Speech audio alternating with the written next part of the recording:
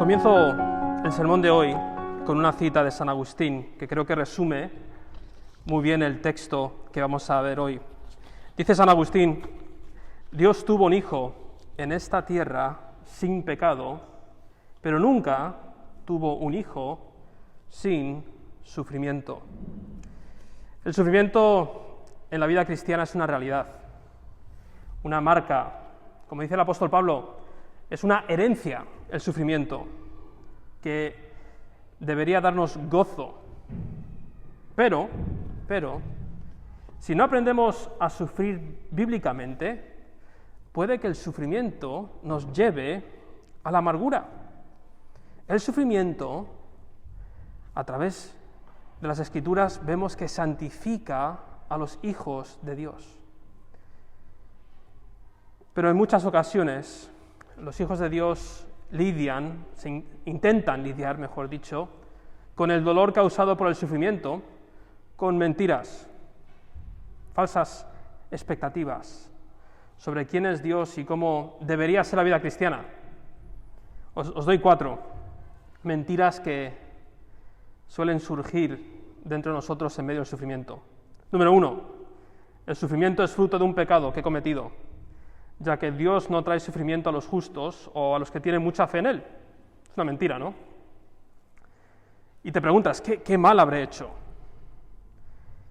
En cambio, vemos que Job sufrió simplemente por ser justo. Ningún pecado causó su sufrimiento. La segunda mentira que nos creemos en medio del sufrimiento es: el sufrimiento debe ser vencido con dureza y con fe. No puedo demostrar debilidad. Debo de aguantarme y de mostrar firmeza. Pero llegará el día en que la amargura y el dolor exploten, ¿no? En cambio, Pablo dijo que el sufrimiento es una bendición, ya que nos debilita para que Dios sea más fuerte en nosotros. La tercera mentira es que el sufrimiento no me lo merezco. Empezamos a pensar: mira cuántos pecadores hay alrededor mía, rebeldes, ignoran la existencia de Dios y sufren menos que yo. ¿Qué he hecho yo para merecerlo? En cambio, Cristo no hizo ningún mal y mira cuánto sufrió. En cuarto lugar, decimos: he sufrido demasiado, estoy cansado, estresado, es hora de darme algunos placeres. ¿Cuántas personas, en medio del desánimo causado por el sufrimiento, no por el pecado, el sufrimiento nos lleva al desánimo, nos lleva a aislarnos, nos lleva al victimismo y acabamos dándonos placeres para buscar alivio y nos metemos en pecados sexuales, en ociosidad, etcétera, etcétera. Y el sufrimiento causado por ser justos nos puede llevar al pecado. Son 4 mentiras creadas por falsas expectativas sobre quién es Dios en medio del sufrimiento. Éxodo 5:1, que es donde vamos a estar hoy, al capítulo 7, versículo 6, responde algunas preguntas sobre el sufrimiento. La primera es: ¿por qué sufren los cristianos? Muchos se convierten pensando: ahora que soy cristiano, estoy libre de sufrimiento. No es verdad. Los cristianos sufren, y a veces más. Y la segunda pregunta que responde este texto es: ¿a qué verdades de Dios podemos agarrarnos en medio del sufrimiento? Entonces, ¿por qué los cristianos sufren? ¿Y qué verdades de Dios podemos agarrarnos en medio del sufrimiento?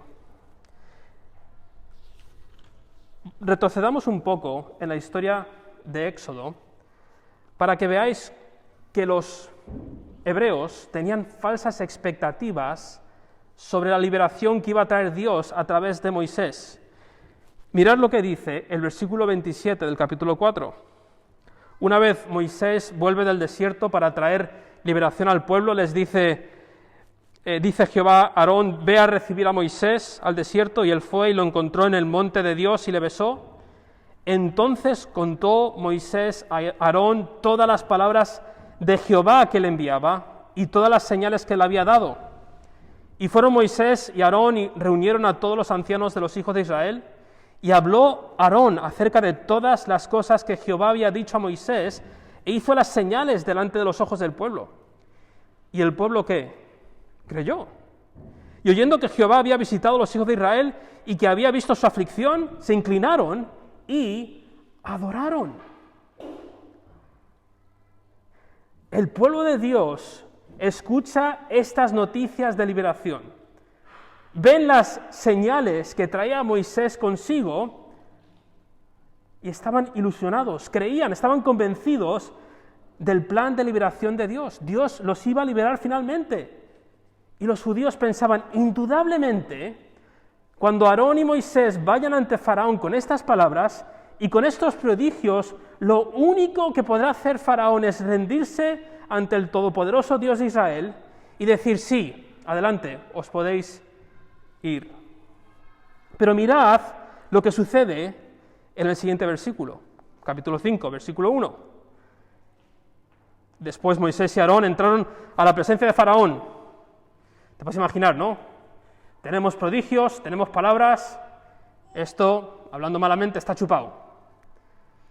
Y le dijeron, Jehová, el Dios de Israel, dice así, dejad ir a mi pueblo a celebrar fiesta en el desierto.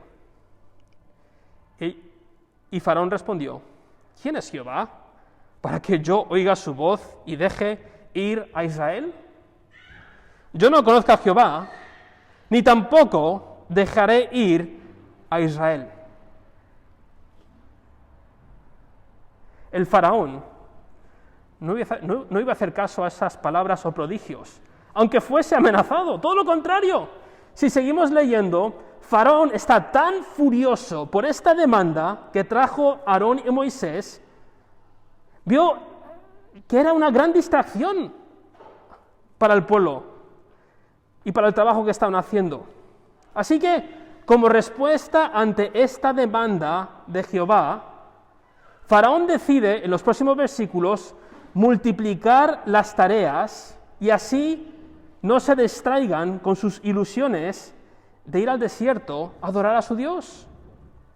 Primero habla con los cuadrilleros y les dice que ya no les lleven la paja directamente a los hebreos para hacer el ladrillo, sino que sean los mismos hebreos que vayan al campo, recojan la paja, la traigan para hacer su propio ladrillo. Y como dice en el siguiente versículo, en los siguientes versículos, dice versículo 9, agrávese la servidumbre sobre ellos para que se ocupen en ella y no atiendan a palabras mentirosas. Y así ocurrió. Los hebreos vieron cómo su carga se hizo más pesada y además se incrementó el sufrimiento sobre ellos por simplemente querer obedecer y adorar a Jehová, su Dios. Después los capataces, que eran vigilantes, también hebreos, al ver esto, van al faraón para quejarse. Y faraón les dice, mira, la culpa por este incremento de trabajo y por más sufrimiento no es mi culpa. Sois vosotros los que habéis venido a mí a pedirme que queréis ir al desierto a adorar a vuestro Dios. Y cuando los vigilantes salen de la presencia de Faraón, imaginaros que está en la puerta de la presencia del Faraón, Aarón y Moisés. Y los vigilantes al verlos, lo podéis mirar en el versículo 21, mirad lo que dicen. Recordad, estos son hebreos hablando con Aarón y Moisés.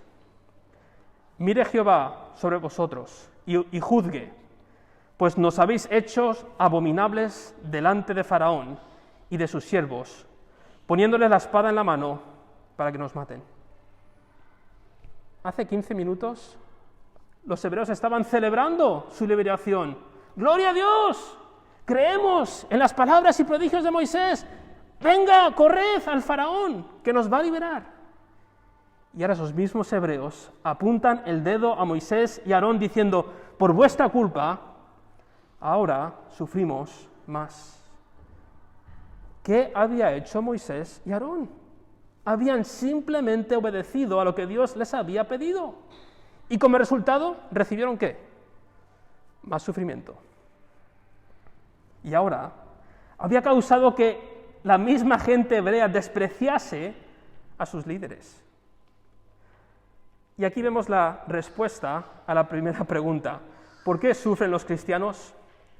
Pues en muchas ocasiones sufren simplemente por ser hijos de Dios, obedecer a Dios y querer adorarle. Sucede. Kio nos acaba de leer 1 Pedro capítulo 4 del 12 adelante, donde Pedro habla a la iglesia, le dice: ¿sois vituperados? ¿Por qué? Por querer agradar a Dios. Sufrir por lo bueno, gozaos en ello. Lo vemos también en el Antiguo Testamento. Job sufrió por simplemente ser justo. Pero los cristianos pueden acabar también, como vemos aquí, tan chamuscados por el sufrimiento que incluso acaban echándole la culpa a otros por el sufrimiento que están sufriendo, ¿no? Por tu culpa estoy sufriendo más. Entonces vemos que los cristianos sufren en ocasiones simplemente por querer adorar a Dios, por ser sus hijos. Evidentemente, Moisés pasa de estar en presencia de Faraón a ahora estar en presencia de Dios. Mirad lo que dice el versículo 22. Una vez, poneros en el lugar de Moisés, una vez sales de presencia de Faraón al haber sido rechazado y ahora incluso los mismos hebreos te están rechazando. Moisés va a su Dios y le dice en el versículo 22 y 23, entonces Moisés se volvió a Jehová y dijo, Señor, ¿por qué afliges a este pueblo? ¿Para qué me enviaste? Porque desde que yo vine a Faraón para hablarle en tu nombre, ha afligido a este pueblo, y tú no has librado a tu pueblo. Las cosas no estaban saliendo como Moisés pensaba. Él se pensaba que su valentía de ir ante Faraón con Aarón implicaría indudablemente la liberación inmediata del pueblo, el fin del sufrimiento. Pero la realidad es que el resultado es más opresión, más sufrimiento. ¿Por qué, oh Dios, me has enviado? ¿Por qué? En medio del sufrimiento, el corazón de Moisés se ha llenado de dudas sobre sí mismo, sobre su llamado, sobre su Dios. Pero gloria a Dios que Dios responde. Dios responde con 4 verdades que deberían aliviar, no quitar el sufrimiento, ¿vale? Aquí está el error de muchos cristianos. Se piensan que oramos y Dios mágicamente lo quita de en medio. Y no es así. Dios usa el sufrimiento, Dios usa el juicio, como leímos en 1 Pedro, para salvar a los suyos y juzgar a las naciones. Pero Jehová le da cuatro verdades que leemos del versículo 1 hasta el versículo número 8. Mirad el versículo 2, ¿con quién empieza? Habló todavía Dios a Moisés y le dijo, ¿qué? ¿Qué le dice? Voz alta. Yo soy Jehová. Podéis hablar en voz alta, ¿vale? No pasa nada.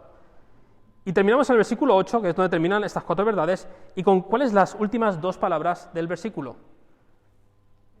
Yo Jehová. Esa es la primera verdad que Jehová Dios da a Moisés en medio del sufrimiento. Yo soy Jehová. Yo soy Jehová. Estas palabras ya las había escuchado Moisés en otra ocasión, ¿no? De una zarza ardiendo, pero no se consumía. Esta verdad era la más importante de todas.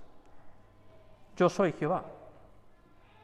Yo soy Jehová significa conocer a Dios por su nombre. Al contrario de Faraón, ¿no? ¿Quién es Jehová? Pues Faraón no le conocía. Moisés sí conocía al verdadero y único Dios, Jehová. Era conocer al Dios del pacto, que tenía como promesa el reconciliarse con su pueblo para vivir entre ellos en un mundo restaurado, sin los efectos de la maldición de Adán y sin ninguno de los enemigos. Era una promesa, ¿no? Jehová había prometido a los patriarcas el morar entre ellos, el tener una muchos hijos de todas las naciones. Jehová es Dios, es el Todopoderoso. Con Él empieza y terminan estas verdades. La segunda verdad la vemos en el versículo 3. Y aparecía a Abraham, a Isaac y a Jacob como ¿qué? Dios omnipotente. Moisés, los mismos patriarcas que tú conoces, las historias que te han contado sobre mi poder, las puedes leer en Génesis, por cierto. Yo soy ese mismo Dios.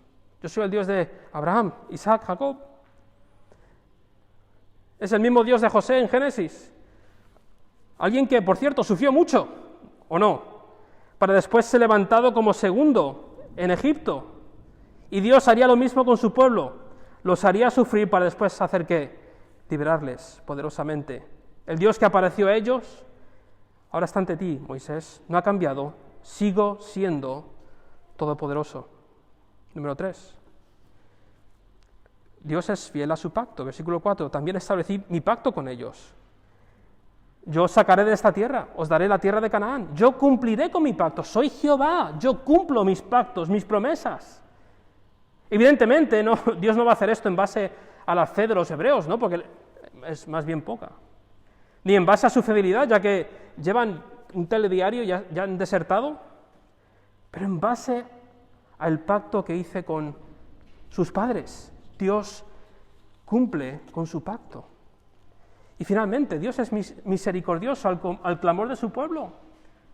Cuando el pueblo de Dios clama a su Dios, Dios es movido a misericordia para redimirles de sus enemigos, ya que, por definición, el Dios del pacto es un Dios de misericordia ante el clamor de su pueblo. Entonces Moisés recibe estas 4 maravillosas verdades en medio del sufrimiento, y después vemos en el versículo número 9, dice, de esta manera habló Moisés a los hijos de Israel. Es decir, Dios envía a Moisés a decirle estas verdades a los hijos de Israel, pero mira cuál fue la respuesta de los hebreos a estas verdades sobre Dios. Versículo 9, pero ellos que no escuchaban a Moisés a causa de la congoja de espíritu y de la dura servidumbre. Los sufrimientos los habían llevado a desesperación y desánimo extremo. Sus expectativas de inmediata liberación habían quedado anuladas. Su esperanza de liberación había sido reemplazada por una apatía y un desánimo absoluto por causa del sufrimiento. ¿Realmente podrían creer en Jehová y en Moisés, su liberador, cuando lo único que recibían era más y más sufrimiento? Moisés acaba de ser rechazado por Faraón, incluso por su propio pueblo, y aún así Dios vuelve a pedir a Moisés que vaya una vez más a hablar con el Faraón. Y una vez más, en el versículo 12, Moisés pone una excusa. ¿Cómo pues me escuchará Faraón siendo yo torpe de labios? Moisés está completamente desalentado y vuelve a utilizar la antigua excusa, soy torpe de labios. Todos tenemos esa excusa, ¿no?, que siempre utilizamos cuando estamos desanimados y sabemos que lo que Dios quiere que hagamos, pero Dios, soy torpe de labios, Dios, es que soy así, es que mi padre me crió así. Pero aún así Dios instruye a Moisés y a Aarón a volver a Faraón para pedirle que dejase salir al pueblo. Esta parte del Éxodo puede aplicarse claramente a nuestras vidas, ya que de la misma manera nosotros, como parte del pueblo de Dios, en muchas ocasiones hemos visto cómo el sufrimiento en nuestras vidas se ha incrementado a partir de nuestra conversión. Si lleva mucho tiempo como creyente, esto ya lo has visto. El sufrimiento es una marca de ser hijo de Dios.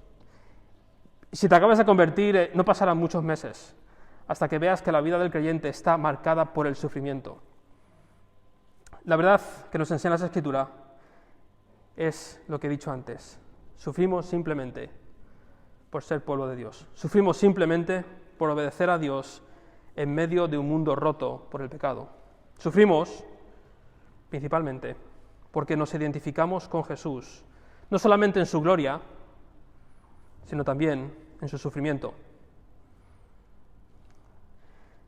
Pero, desafortunadamente, este sufrimiento, en muchas ocasiones, nos lleva al mismo desánimo que experimentaron los hebreos en Éxodo capítulo 6, a esta amargura de corazón, a este desánimo extremo, a esta desesperación que nos lleva incluso a dudar de Dios.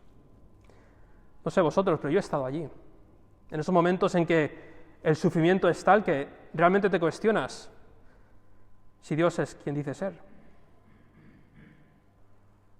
Entonces, en vista a que el sufrimiento es parte de ser un discípulo de Jesús, y en vista a que debemos de contar con ello, eso es importantísimo, debemos de ir a las Escrituras para aprender a sufrir bien. Ese es el problema de muchos cristianos, no saben sufrir, porque no han ido a las Escrituras a aprender a sufrir. Entonces, ¿qué verdades debemos de aprender y recordar en medio de nuestro sufrimiento que nos ayudará cuando venga la tribulación, cuando venga la dificultad, para no caer en el desánimo extremo y la desesperación como los hebreos? Pues hermanos, estas verdades que necesitamos son las mismas verdades que Dios dio a Moisés. Las mismas. Son verdades que, como veréis, están completamente centradas en Dios y su obra, y no en Moisés. ¿Os dais cuenta que Dios no dice, Moisés, eres un campeón, saca ese boxeador dentro de ti y dale una paliza a esta tribulación? No, estas verdades están centradas en Dios.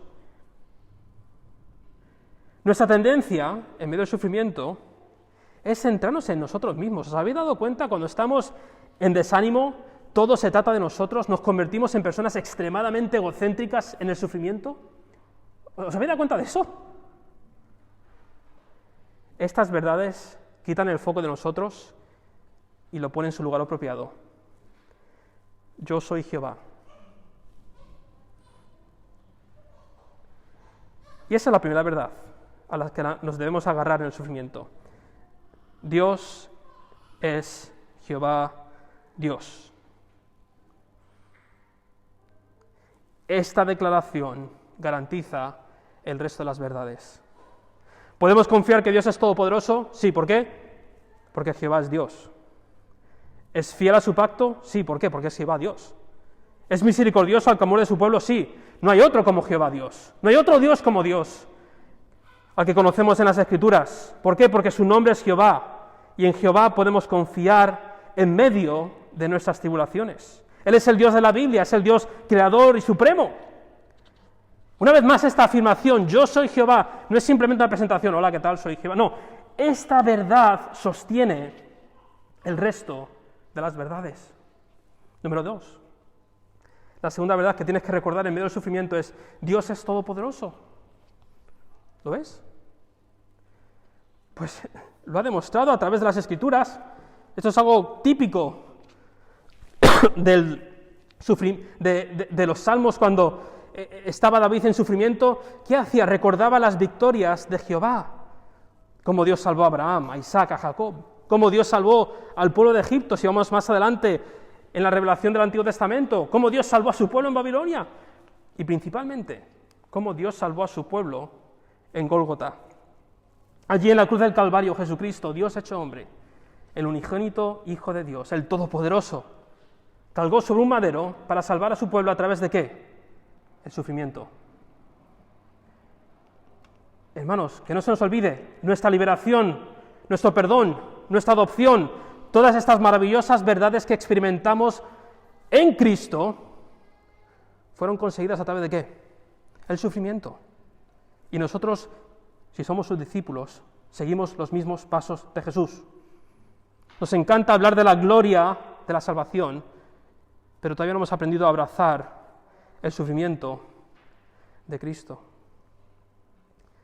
Dios es todopoderoso, Él nos salvó y sigue salvando, y ha salvado.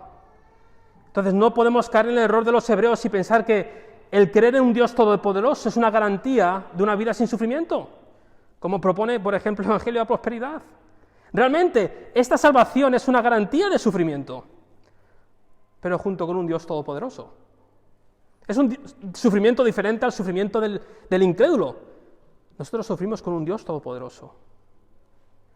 Y un día, de la misma manera que los hebreos serían salvados del juicio a Egipto, ellos pasarían por los mismos juicios, pero los juicios eran para salvación para los judíos, pero para condenación para los egipcios. Nosotros de la misma manera somos salvos del venidero juicio del Todopoderoso sobre las naciones.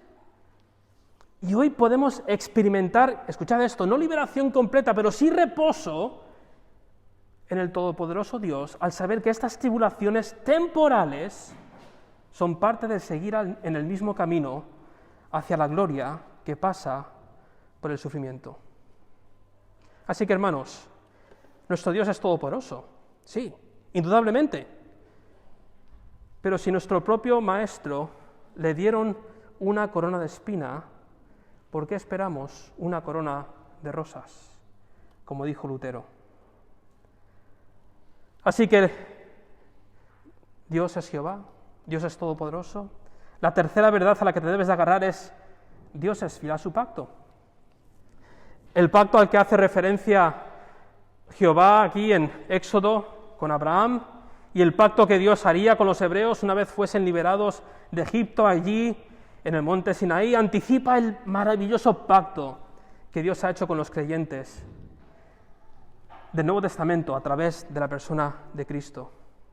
De la misma manera que Moisés podía descansar que Dios cumpliría con esta promesa de una eventual liberación, nosotros podemos descansar en que Dios cumple con el nuevo pacto que fue iniciado por Cristo a través de su muerte y resurrección, y terminará, y podemos confiar en esto, en nuestra eventual liberación de este cuerpo y este mundo roto.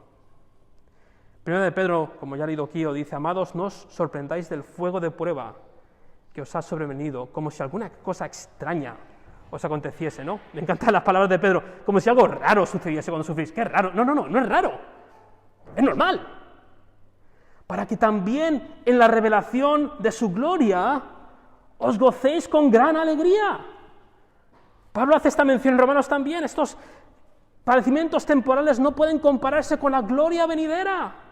Hermanos, Dios va a cumplir esta promesa y podemos descansar, reposar, encontrar alivio en medio del sufrimiento, pensando en esto: Dios cumplirá su pacto y seré liberado de este lugar y de este cuerpo que sufre. Y finalmente, Dios es misericordioso al clamor de su pueblo. Hoy, en medio de tu sufrimiento, puedes clamar a Dios en oración y derramar tu corazón dolido ante Dios. Puedes. Estamos estudiando Romanos 8, o Romanos en general, pero esta semana pasada estudiamos Romanos 8 en Torreblanca, y hay una parte al final donde Pablo nos recuerda cómo los que andan en el Espíritu son guiados por el Espíritu en el sufrimiento, y hace referencia a esto. Nosotros también gemimos, clamamos, dentro de nosotros mismos, esperando la adopción, la redención de nuestro cuerpo, el día en que Cristo vuelva a redimirnos, porque en esperanza fuimos salvados, pero a la esperanza que se ve no es esperanza, porque lo que alguno ve, ¿a qué esperarlo? Pero si esperamos lo que no vemos, con paciencia lo aguardamos. Podemos ir ante el Padre a través de la intercesión del Hijo, a través del Espíritu Santo que nos ayuda a orar en nuestro sufrimiento, porque es que no sabemos orar en nuestro sufrimiento, no sabemos qué decir a Dios en nuestro sufrimiento. A veces decimos burradas y el Espíritu Santo de Dios las coge y Él sabe lo que necesitamos y lo trae ante el Padre por la intercesión del Hijo y clama por nosotros. Así que corazón dolido, roto por las tribulaciones, hoy clama a Dios, porque Él es misericordioso para su pueblo cuando clama a Él. Esta salvación, cuando oras, esta salvación de este cuerpo inmundo de sufrimiento, a lo mejor no vendrá hoy o mañana, a menos que Cristo vuelva, Maranata, pero hoy puedes gemir hasta el día en que Dios consumará su salvación y te librará de estas presentes tribulaciones. Así que, hermano, en medio del sufrimiento, puedes descansar en estas 4 verdades. El año pasado leí varias biografías, principalmente de misioneros en el sureste de Asia. Uno de ellos es Adoniram Judson, y los que estáis lo que ibais al grupo comunitario de Eddie Carey os acordaréis de él, pero Adoniram Judson fue un misionero bautista a Birmania en el siglo XIX que fundó, interesantemente, 63 iglesias y bautizó a 7.000 creyentes en Birmania en el siglo XIX, en plena guerra. Y eso es admirable, pero lo más impresionante de esta historia no es eso, sino que durante sus 40 años en Birmania, como misionero, Adoniram Judson vio fallecer a 2 esposas suyas, tenía una sola cada vez, ¿vale? Pero 2 esposas, múltiples hijos, experimentó enfermedades crónicas, fue desertado por varios de sus compañeros misioneros, uno de ellos se volvió loco y se fugó de allí, estuvo encarcelado durante 19 meses en cárceles de condiciones horribles, inhumanas, fue parte de un naufragio cuando intentaba explorar una isla donde pretendía empezar una iglesia, y este naufragio alargó un viaje de 2 meses a un viaje de 1 año y medio. Cuando él volvió a Birmania, su mujer pensaba que ya había fallecido. Por suerte estaba todavía soltera, no se iba a casar con otro. Un hombre lleno de tribulaciones. ¿Cómo pudo estar Adoniram Judson, 40 años, en una isla, sufriendo tanto? Pues él lo dijo de esta manera: si no tuviese la certeza de que cada sufrimiento que venía a mi vida fueron ordenados por amor y misericordia infinita, no podría haber sobrevivido mis incontables sufrimientos. Si no tuviese la certeza de que cada sufrimiento que venía a mi vida fueron ordenados por amor y misericordia infinita, no podría haber sobrevivido mis incontables sufrimientos. Hermano, puedes descansar en estas verdades de Dios en medio de tu sufrimiento. Puedes, en el poder del Espíritu, en medio de tu debilidad. Puedes a través del ejemplo de tu hermano Jesús. Puedes porque Dios es Jehová, Él es misericordioso, Él es fiel, Él es todopoderoso. Son verdades atemporales, no están sujetas al tiempo. Fueron, son y seguirán siendo. Hoy puedes descansar en estas verdades. Vamos a orar. Oh Dios, Padre, te pido por corazones rotos, amargados, por tanto sufrimiento. Padre, te pido por sus almas hoy, que están en desesperación, en extremo desánimo, a causa de no haber sabido cómo lidiar con el sufrimiento. Te pido, Padre, que estas verdades, que pueden parecer tan teóricas, pero que son profundamente prácticas a nuestras vidas, Señor. Tú eres Jehová, el Dios de la Biblia, el Dios de Israel, el Dios de tu pueblo, que has demostrado una y otra vez que eres Dios todopoderoso, fiel, misericordioso.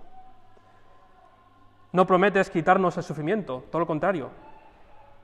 Es una herencia por ser seguidores de Jesús, pero sí nos has prometido estar allí y de un día librarnos de este cuerpo y este mundo de sufrimiento, para experimentar finalmente un lugar donde no habrá más lágrimas, no habrá más dolor, no habrá más enfermedad, porque nuestros enemigos habrán sido derrotados, la muerte, el pecado y nuestro enemigo, el diablo. Padre, que meditemos en estas verdades en esta semana para encontrar alivio en medio del sufrimiento. Te pido por aquellos que todavía no han creído en ti, el Dios de la Biblia, que todavía no han creído que este Dios vino al mundo a través de la persona de Cristo y murió una muerte injusta, gran sufrimiento, para poder hacer estas cosas que he hablado hoy realidades para cualquier persona que tenga fe en Cristo. Te pido que hoy, Señor, puedan aceptar esta invitación de poder vivir en este mundo de tribulación y dificultad contigo, el Dios todopoderoso, fiel y misericordioso. Señor, no les prometes una vida libre de sufrimientos, pero sí una vida donde tú estarás con ellos en medio del sufrimiento. Hoy la invitación está hecha para que acepten esta invitación. Ayúdanos, Padre, a enseñarnos unos a otros a cómo sufrir bien en este mundo. Te lo pedimos todo en el precioso nombre de Jesús. Amén.